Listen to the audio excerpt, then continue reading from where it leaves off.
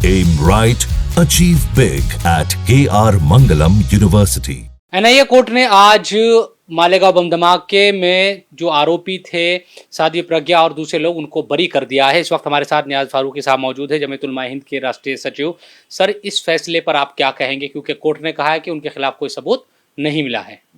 आरोपी तो बच गए, लेकिन जिन लोगों ने आरोपी बनाया था, जो हमारी इन्वेस्टिगेटिंग एजेंसीज हैं और जो पुलिस है, वो फंस गए कि उन्होंने अपने रोल को पूरी तरह से अदा नहीं किया। ये तो सिर्फ इस फैसले ही में लिखा हुआ है कि पुलिस जो है सबूत नहीं पेश कर सकी। अब 17 साल की कोशिश और मेहनत के बाद और इतने मशहूर केस में इतने सारे लोग इन्वॉल्व थे और एक भी कोई मुलजिम और मुजरिम न मिले, तो सवाल तो पैदा ही होता है हमारी जो कि हम इंसाफ के बारे में कितने सक्षम हैं, हमारे अंदर कितनी सलाहियत है इस बात की कि हम लोगों को इंसाफ दिला सकेंगे। तो ये तो पूरे हमारी जो इंसाफ और इन्वेस्टिगेशन का जो हमारा पूरा वो सिस्टम है, उसी के ऊपर बड़ा सवाल खड़ा हो आप पड़ा। कह रहे हैं कि जो एजेंसीज थी जिनकी जिम्मेदारी थी कि जांच हो और सबूत पेश करे, वो नाकाम रही। बिल्कुल, ये तो साफ बात है। और इनकी मेरा ख्याल है कि इन एजेंसी की कोई ज़रूरत नहीं रही, इनको डिसबैंड कर देना चाहिए, इनका कोई फ़ायदा नहीं है। ये तो सिर्फ जुल्म करने के लिए, बेकसूरों को पकड़ करके फांसी देने और सज़ा दिलाने के लिए इनका रोल रह गया है। इंसाफ का इनसे कोई ताल्लुक़ नहीं है। लेकिन ये कह रही है बीजेपी की तरफ से भी, और जितने भी हम देख रहे हैं कि हिंदू जो तंजीमें हैं या संगठन है वीएचपी, वो तमाम लोग कह रहे हैं कि ये जो एक भगवा टेररिज्म या जो आतंकवाद का एक नाम गढ़ा गया था, उसकी परतें आज खुल गई है। कोर्ट ने उससे देखिए, ये पक्षपात वाली बात जो है किसी के लिए मुनासिब नहीं है। हमको अपने देश के बारे में सोचना चाहिए। ना हम भगवा के बारे में जानते हैं और ना हम अपने बारे में कि ये हिंदू मुसलमान का सवाल नहीं है, ये सवाल है इंसाफ का।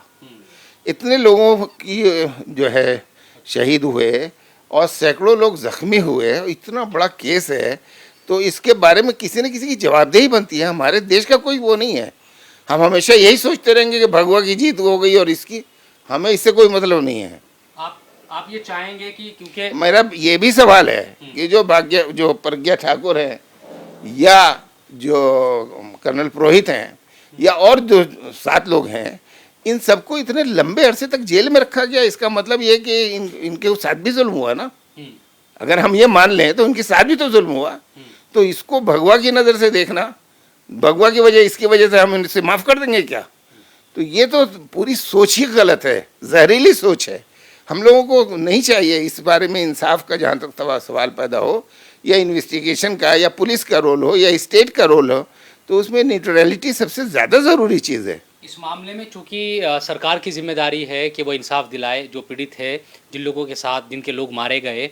हमने मुंबई बम धमाकों में देखा, जो पिछली बार अभी फैसला आया था, उसमें भी बहुत सारे जो लोग हैं वो बरी हुए। उसके बाद महाराष्ट्र सरकार ऊपरी अदालत गई है। आप चाहेंगे कि इस मामले में भी ऊपरी अदालत सरकार जाए? इस अदालत ही जा सकती है। ये केस जो है क्रिमिनल केस है और इसके अंदर प्रोसिक्यूशन जो है वो अदालत की में जो है वो गवर्नमेंट की तरफ से हो सकता है। इसमें प्राइवेट हम नहीं जा सकते। तो इसमें अपील तो सरकार को ही करना पड़ेगा और सरकार का ये कर्तव्य बनता है कि वो इसके सिलसिले में अपील के अंदर जाए, अगर उसको अपनी इमेज बचानी है। इस मौके पर मैं एक बात कहना चाहता हूँ जो कि मेरा सबसे बड़ा कंसर्न है कि भगवा दहशतगर्दी का नाम मुसलमानों ने नहीं दिया, हमने नहीं दिया है।